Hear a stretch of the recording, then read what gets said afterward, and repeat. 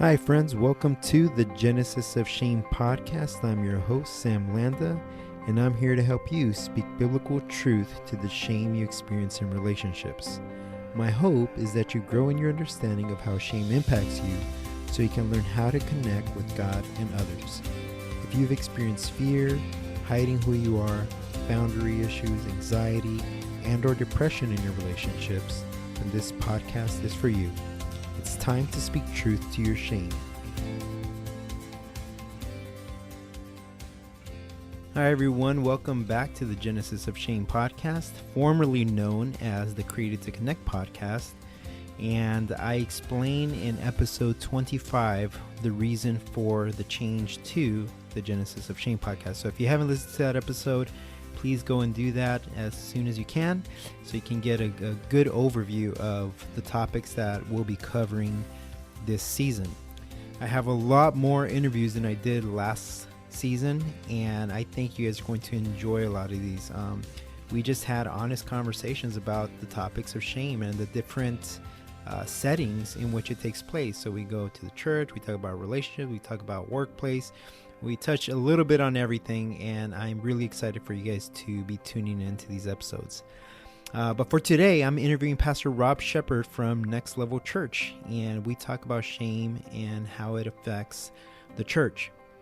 So I'm really looking forward to you guys tuning into this one. Before we begin, though, as always, please be sure to subscribe to the podcast on Apple Podcasts, or you can also follow on Spotify and other major platforms. So without further ado, enjoy the show. Hi, friends. Hope you all are having a great day. Welcome to the Genesis of Shame podcast, where originally was Created to Connect. Now we're moving away and focusing more on this aspect of fear, shame, and hiding, and how to overcome what happened in the Garden of Eden, which we see all the time in relationships. And today we will be discussing how shame impacts our view of ourselves, as well as how it impacts our relationships. We'll also discuss how we can communicate what we're feeling about shame and anger. And my guest for today is Pastor Rob, pastor of Next Level Church in Yorktown, Virginia. And he's also the author of Kill the Jerk, which is the book that we'll be discussing today. Has 2 great chapters in there that we're talking about today. And he's also read another 2 books, Even If You Were Perfect, Someone Would Crucify You. That's a real catchy and very true statement, sir. Very true. Yeah. And then the last one, You Misspelled Christian. Pastor Rob, welcome to the show, sir. Thank you so much for having me. I'm honored. Very excited to be here. Yeah, I was sharing with Pastor Rob earlier as I was reading through the book. You're going to get, if you haven't read the book, go by. I'll put a link up along with this show. But what you hear us talk about today, the tone, Pastor Rob's voice, you're going to see that same personality in his books. And it's really cool to see that because I think a lot of what we're searching for today is authenticity. And Pastor, as I was reading through the book and now just meeting you briefly even, I feel that. And it's a really encouraging feeling. So thank you for coming on. Yeah, thank you very much. I appreciate it. Yeah. So today we're talking about shame and what it does to our relationships, what it does to our view of selves. Oftentimes as Christians, we even sometimes shame each other, right? Because you're not living up to this, or you failed, or whatever the case is. Pastor Rob, being a pastor, first of all, what is shame and what impact does that have on the Christian? Yeah. Well, so shame is feeling bad for who you are. It's something inside that says, I'm not good enough. I'm not worthy. And the reason that someone would shame another human being is because they're living in shame themselves. When people are constantly criticizing or putting down others, it's because something's broken inside of them and they can't handle success or handle someone doing something right, or there's jealousy. It's something broken. It's that the saying's been said a lot, but hurt people hurt people. And so anyone that is constantly criticism or even just criticizing every once in a while, anyone that has a negative slant, that comes from a hurt. And a lot of that hurt is based off shame, because shame is feeling bad for who we are. And one of the things I point out in the book that I think is important for Christians is that shame is different than guilt. We are supposed to feel guilt. Guilt is feeling bad for something that I've done. So, I lose my temper, I feel bad about that. I make a mistake, I feel bad about that. Guilt is a welcome part of Christian life, because that's, part of the Holy Spirit's job is to convict us and say, hey, that wasn't God's best. But guilt and shame are not the same thing. Shame is saying, Mm-hmm. I don't matter, I don't have worth, I don't feel good enough for God's love, and it's wreaking havoc on Christians. Mm-hmm. Mm-hmm. Seems like shame has more of this I am component, and guilt has more of a I did, right? Yep. Yeah, so you talked about that. You mentioned how much of our personal hurt comes from shame. But you mentioned also this very powerful quote that stuck with me, and I think it's going to stick with the audience as well, because we do experience shame, and sometimes exploring where does that come from. And, oftentimes in childhood, sometimes even as an adult, we get shamed. Yeah. But you said that the antidote to shame is forgiveness. Can you elaborate on that point for the audience? Yeah, sure can. So if shame is feeling bad for who I am, the only way to fix that is to embrace this forgiveness, or get a new image, a new identity. And it doesn't change until you get that fixed. And so, it's why, I would push back against self-help or self-worth, because you can learn all these tactics and everything about how to become better, and you can say all these mantras and you can say all these things to try to better yourself. But if deep down inside you don't feel like you have worth, it's not going to be replaced until you receive forgiveness. And the beauty of what Jesus did is that he didn't die for perfect people, he died for Mm-hmm. dirty, rotten sinners, which is all of us.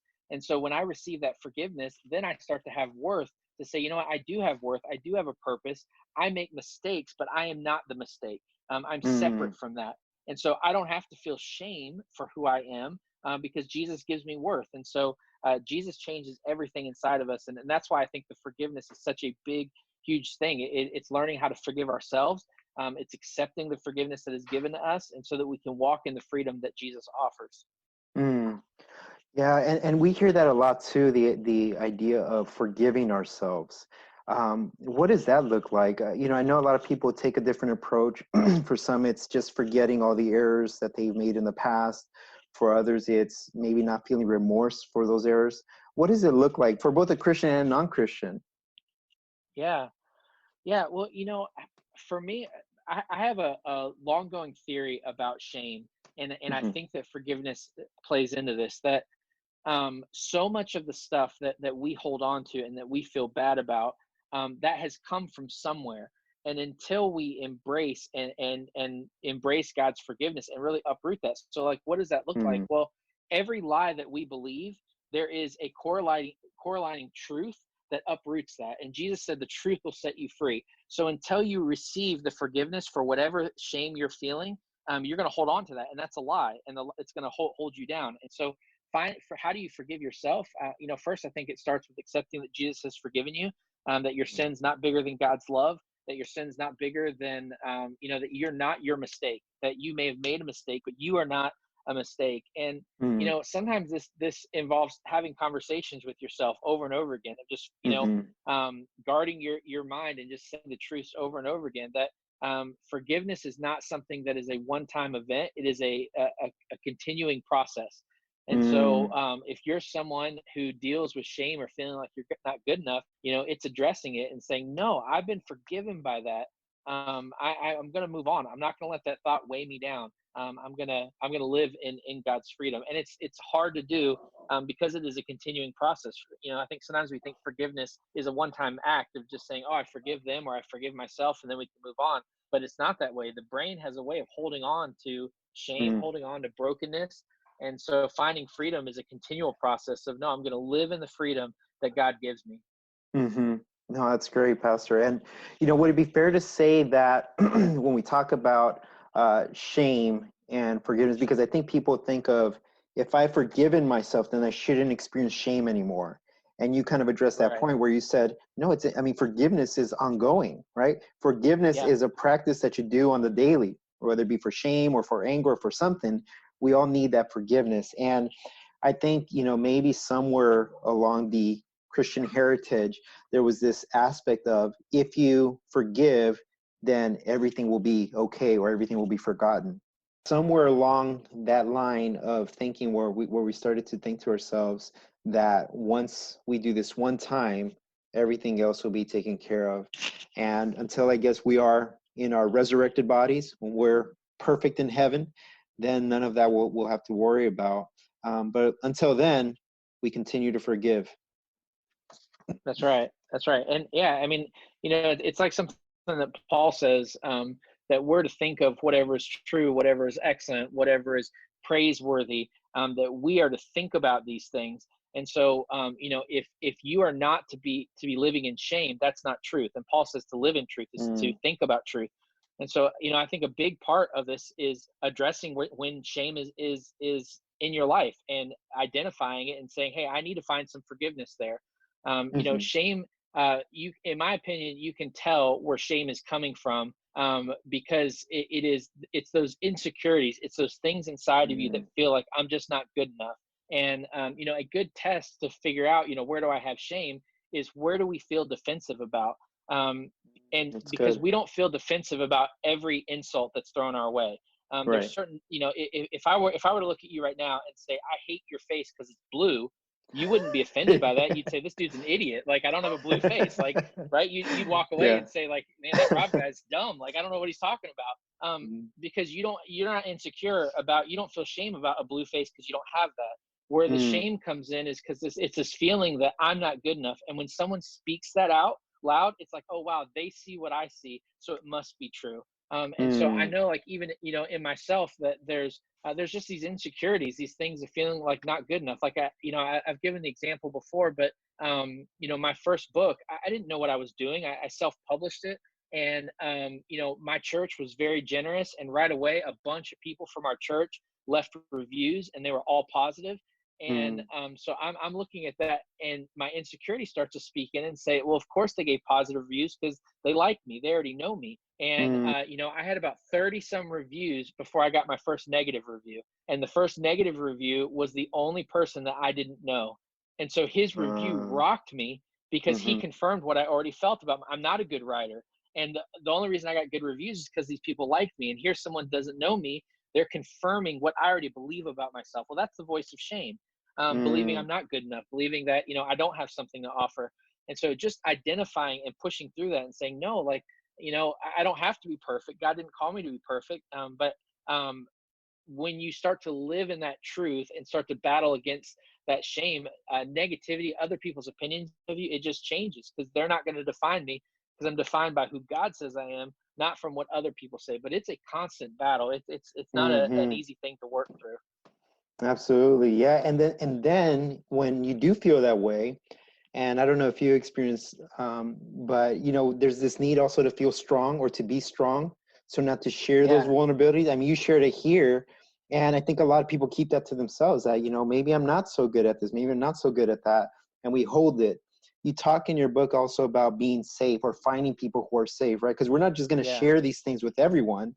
And I talk about that on the podcast as well, is that how can you find someone who's safe? What does that even look like? If I'm dealing with my stuff, how do I know what healthy looks like, right? But you do close out that chapter with acknowledging that not everyone is safe and not everyone can handle our story. So how can we discern and identify safe people?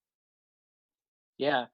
Well, it's not easy, but I would say one of the things you can do is just by observing people. You can tell if someone's safe by how they talk about other people. Before you release your story, if you're talking to someone and they're always sharing other people's stories with you, or they're constantly criticizing other people, or they're negative, that's not a safe person for you to then share with.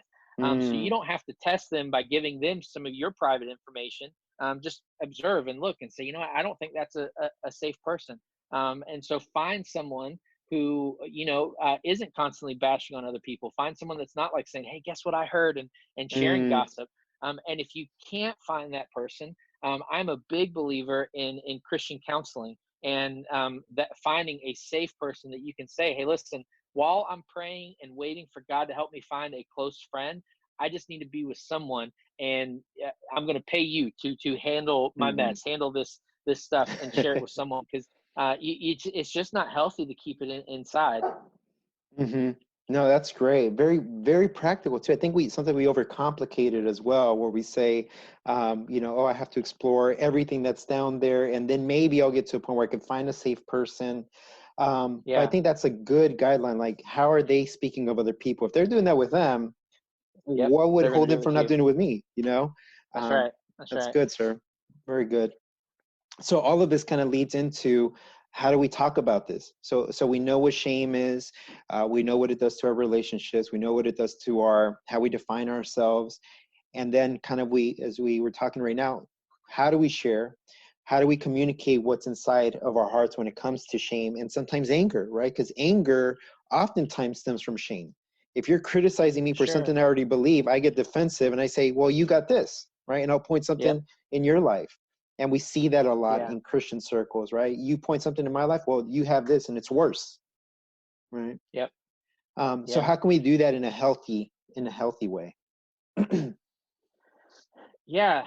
I think that number one, it starts with ourselves. We cannot control other people. We can't force other people to get healthy.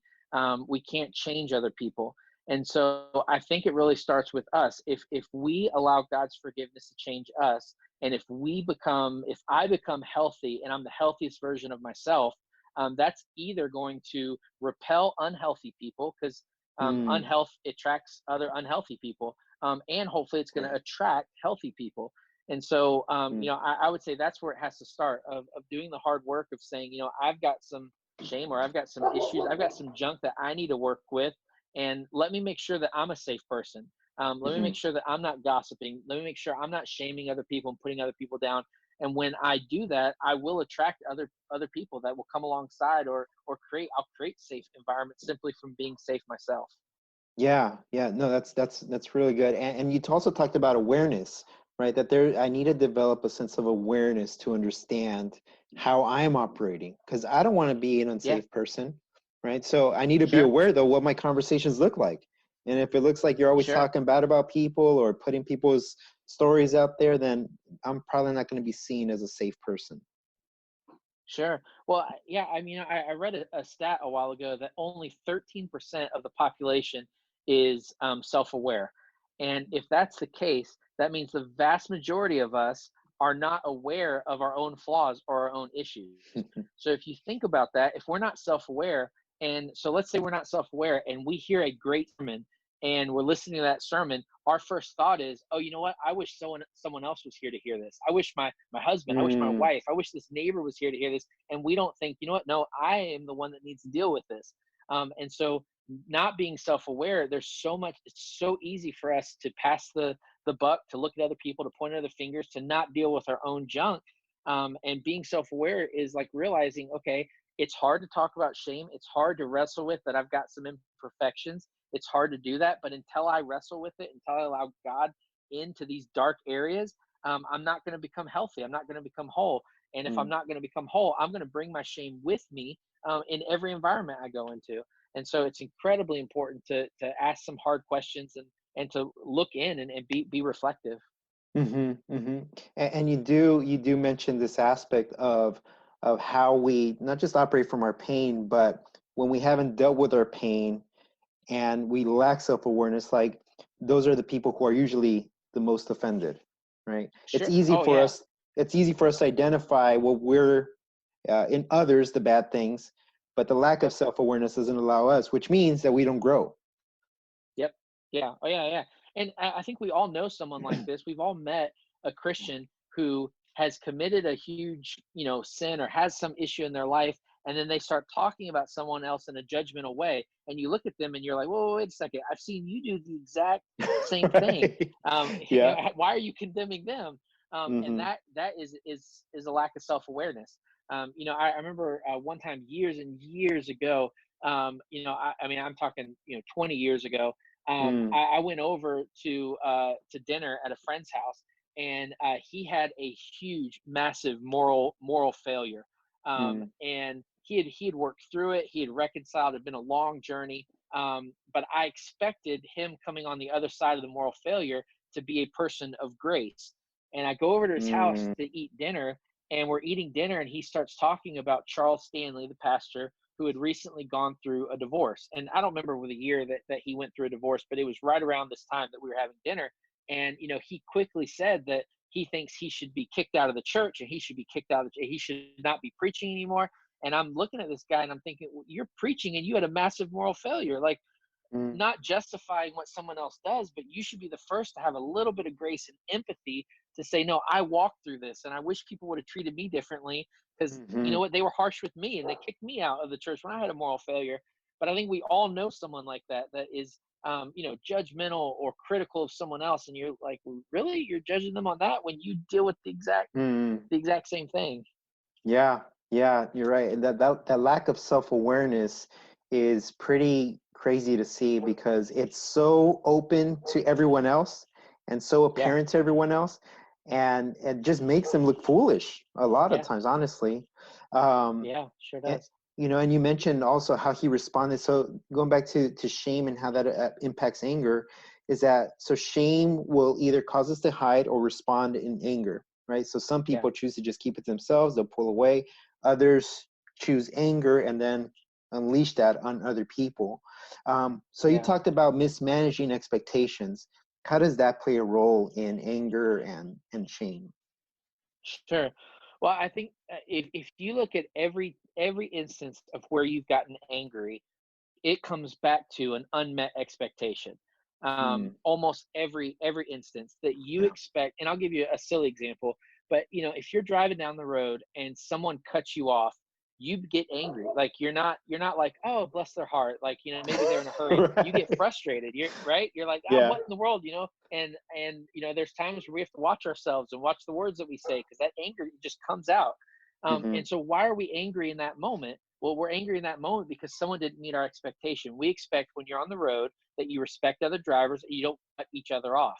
And Hmm. so if you look in your relationships, so often the reason why we get angry at someone is because we have this expectation. We expect them to read our thoughts. We expect them to treat us a certain way. We expect them to say certain things to us or give or meet certain needs. We've never communicated these things. We've never had a conversation about it. We just have these expectations, and anytime an expectation is not met, it leads to hurt feelings or to brokenness or to anger. And so a huge issue in relationships is unmet expectations. Mm, and then communicating them as well, right? Like how Yeah. can I say to you, or does it make me seem vulnerable or weak for me to say, hey, you know what? I need your presence today. I need for you to just be with me right now. Or hey, I just need you to extend grace to me today, or whatever the case is. But how, what stops us from sharing that? It doesn't seem like a big deal, but it is a big deal for some to ask for help, right? Sure. Sure. No, it's a huge deal. I mean, the vast majority of people don't like to ask for help because it makes us feel weak. It Yeah. makes us feel like, we're not good enough, which then I would say also comes back to shame of feeling like I'm not Mm, good enough. And if you live in a shame-free lifestyle, you're not afraid to ask for help. You know what your strengths are, and you're not afraid of your weaknesses. But mm-hmm. it's so hard. And, so I'll give you a perfect example. I feel very confident in my strengths and I feel very aware of my weaknesses. I am not gifted at building things at all. I'm not gifted at fixing things around the house. I'm horrible at it. Mm. And anytime I try to do it, I mess it up. I get hurt. I break it. Like, I mean, I am literally horrible at it. Mhm. And so when I need something fixed, I go ask for help.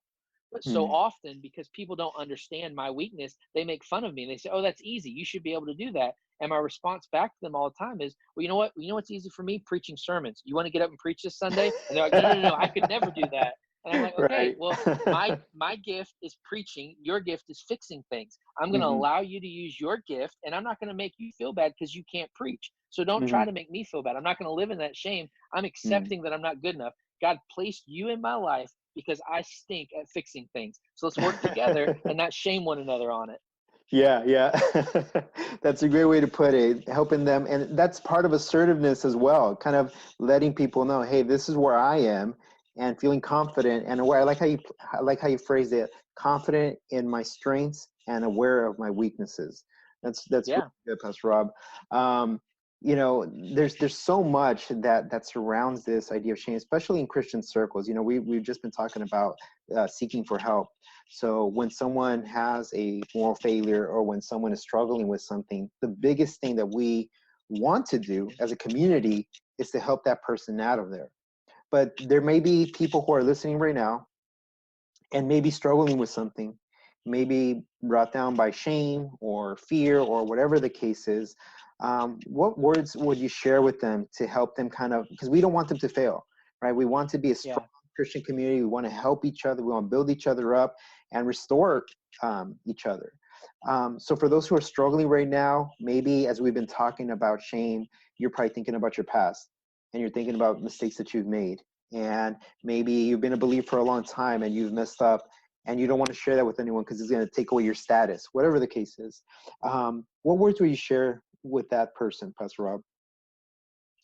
Yeah, it's tough. It's tough because we have this inner dialogue that tells us, to be quiet, but anything that we keep in the dark just rots. It just, if you look at even like food or anything that, like, when it's in the dark, it gets moldy, and like, you've got to expose things to the light, and that kind of stuff, that shame of I don't feel good enough, it has to be exposed to the light. And I will tell you that in my own life, what I found is that when I'm open and authentic with the right people, they don't shame me for what I've shared. They champion it. And they actually say, oh, you know what? Me too. I struggle with this as well. And now I feel free to share my own common struggles. And so, I think finding a safe environment to get it out, and it, start with a small group. Or I know Celebrate Recovery is a great place where people can be open and honest. And I've seen a lot of people find freedom through that, but find the right person, whether it's a counselor, Celebrate Recovery, a small group. Find the right people that you can kind of dip your toe in the water and say, hey, this is what I'm struggling with. And hopefully they're safe. And if you're a safe person, you're going to attract more people who are going to say, you know what, this guy is confident, or this girl is confident in her struggles and confident in her strengths. And I'm going to learn to do that with them. And so that's where I would start. Yeah. And sometimes it just takes that one person, right? That one person to kind of speak up and share something. And then you just start seeing everyone else just slowly bring down those walls and share. And, I think that's how it was meant to be. But yeah, some really, really good discussion here on shame and communicating that shame with other people, and any other things that we have, fears, insecurities, whatever the case may be. But Pastor Rob, thank you for joining in on the show today. Again, guys, this is Pastor Rob, pastor of Next Level Church in Yorktown, Virginia, and we are going through his book, Kill the Jerk, right? Kill the Jerk. And we went over 2 chapters, and I hope that today's episode was a blessing for you. And again, I'll attach the links and everything so you guys can access this information. And if you have any questions, feel free to drop them down in the comments box. Thank you, Pastor Rob. Yeah, thank you so much for having me on. You're awesome. Thank you, bud. Hi, guys. Thank you again for tuning in to today's episode. I really appreciate that you took some time out of your day to listen to this very important conversation with Pastor Rob Shepherd. As you know, we discussed his book, Kill the Jerk. So if you are interested in reading more about it, I think he has it available on Amazon, and you can access that there. Looking forward to many more episodes and interviews that we have moving forward. And again, if you haven't subscribed, please do so on your Apple Podcast or through Spotify. Have a great day, everyone.